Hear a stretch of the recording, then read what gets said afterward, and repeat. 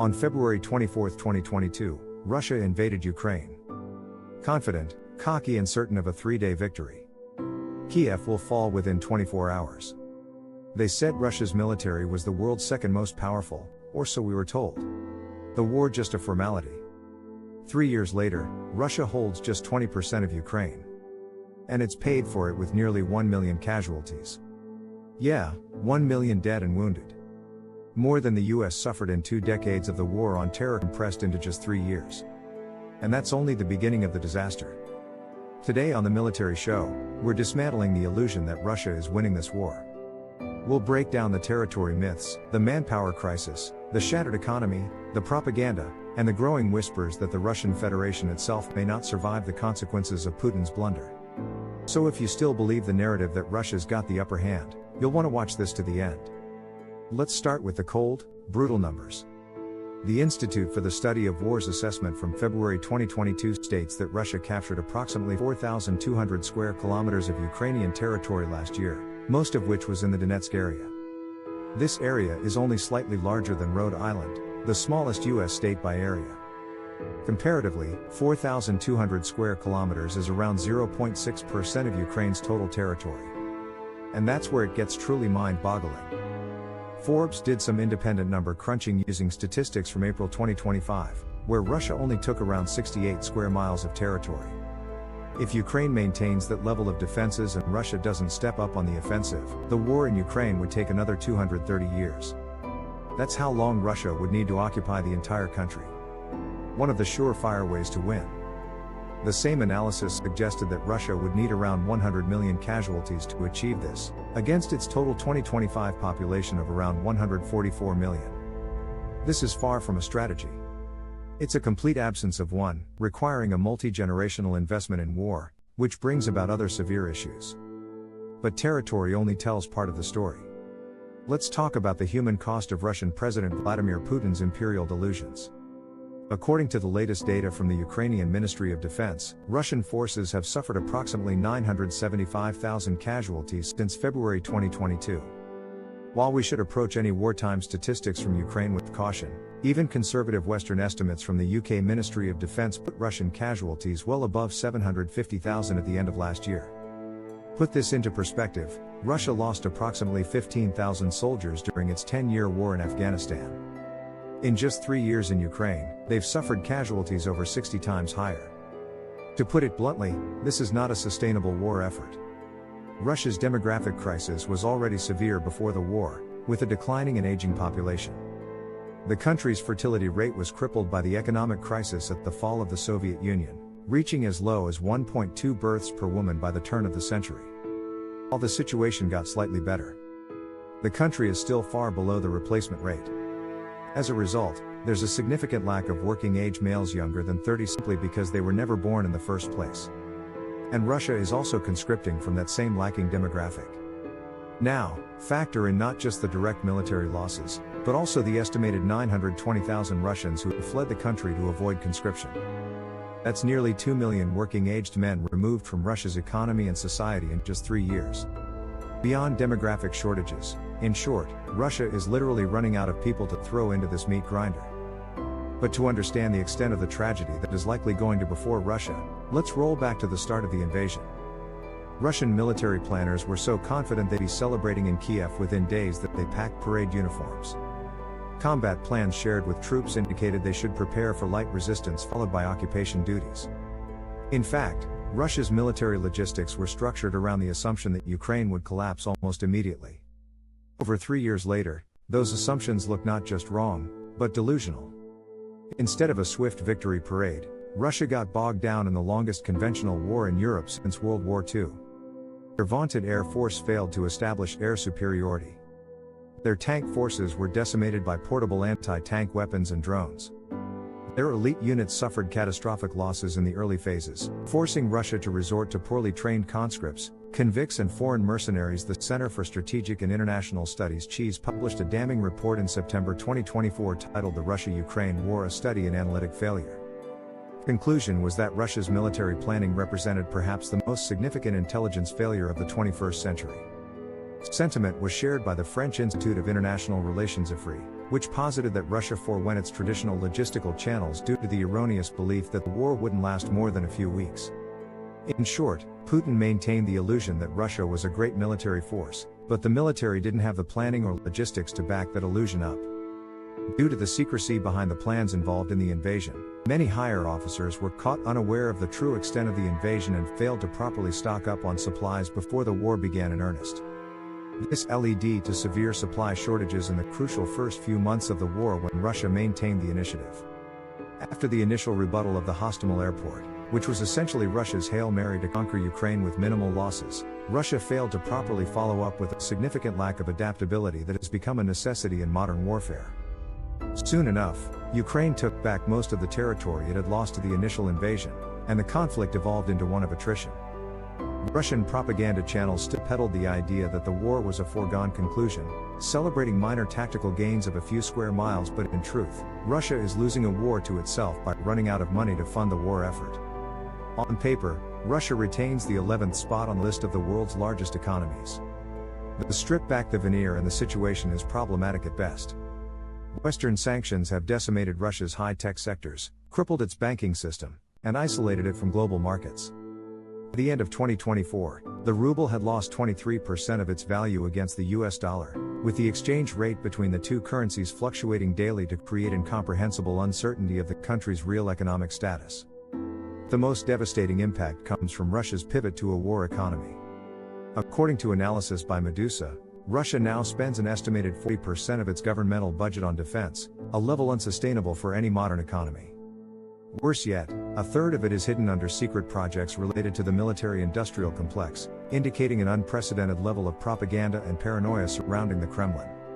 What makes the situation even more dire is that Russia's primary source of income, energy exports, faces long-term decline. The European Union has reduced its dependence on Russian gas by over 30% since 2022, and oil sales to China and India are being negotiated at steep discounts.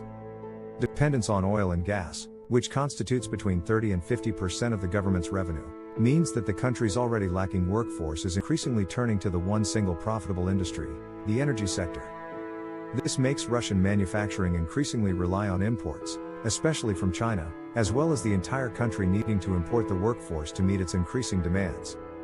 With Russia losing both militarily and economically, it has few options beyond simply continuing as is and accepting that the war is the new status quo. None of them is good. Option 1, but not likely to happen, is a massive escalation. Some hardliners in the Kremlin have pushed for using pretty much everything Russia has to win the war, going so far as to propose the use of tactical nuclear weapons. This wouldn't be the first mention of nuclear warfare, as Putin himself has saber-rattled on the topic more than 24 times. But this scenario would ultimately backfire. While limited nuclear deployment, such as destroying Kiev or vital military sites, might create short-term tactical advantages, NATO would be basically hard-pressed to answer with nuclear weapons of their own. In response, Russia would need to use its supplies of weapons on NATO countries, plunging most of the world into nuclear winter. And even that escalation wouldn't solve Russia's core problems.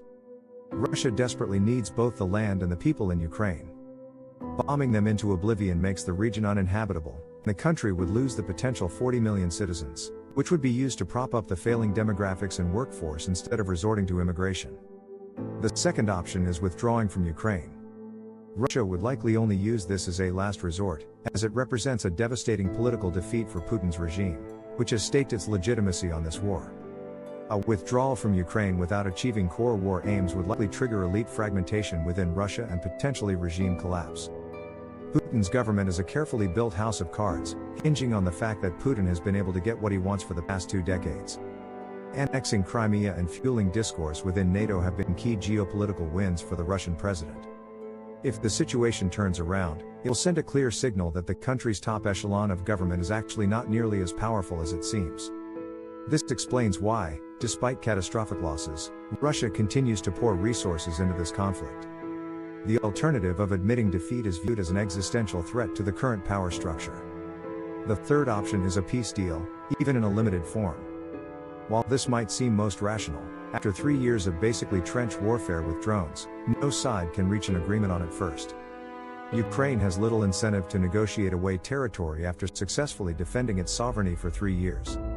President Volodymyr Zelensky's peace proposals demand full territorial restoration, possibly including Crimea, as well as security guarantees from NATO. Even if Ukraine cedes territory, Zelensky has put NATO reassurance as one of his top priorities, even if he needs to step down as president in the process.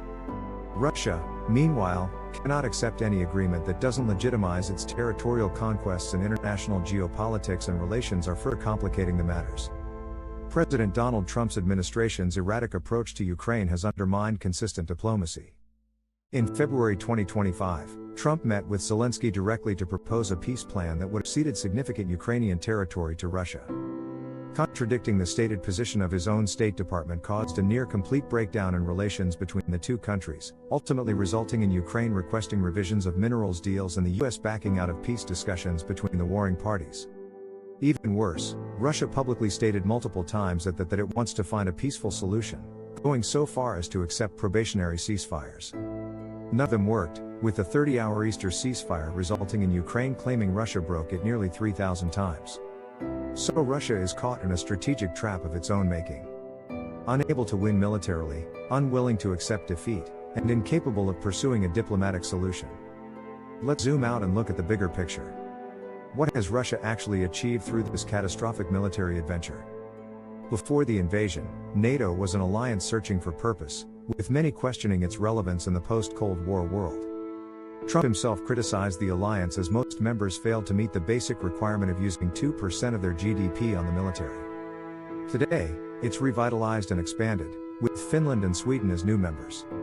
The 800-mile border between Finland and Russia practically doubled the NATO-Russia border, significantly curbing Russia's ability to actually defend itself in a theoretical conflict against the economically larger, demographically stronger, and militarily more modern alliance. Specifically, the biggest changes came to countries that can hold large sway in the alliance. Germany, one of the world's largest economies, instituted new funding incentives for national defense. Poland, which was once a member of the Warsaw Pact, plans to create the largest standing army in Europe. Sweden and Finland have pushed their military-industrial complexes to the limit, sending prototypes of vital equipment to Ukraine and partnering with US and UK contractors to deliver deadlier weapons.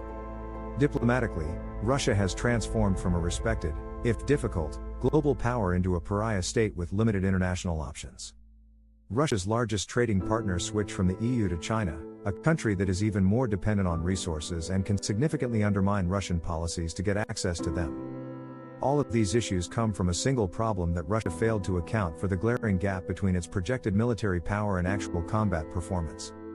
Before February 2022, Russia's military was widely considered the world's second most formidable fighting force.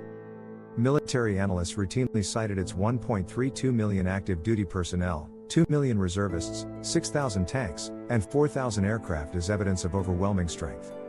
Annual military parades showcase supposedly cutting-edge equipment like the T-14 Armatar tank, Su-57 stealth fighter, and hypersonic missiles.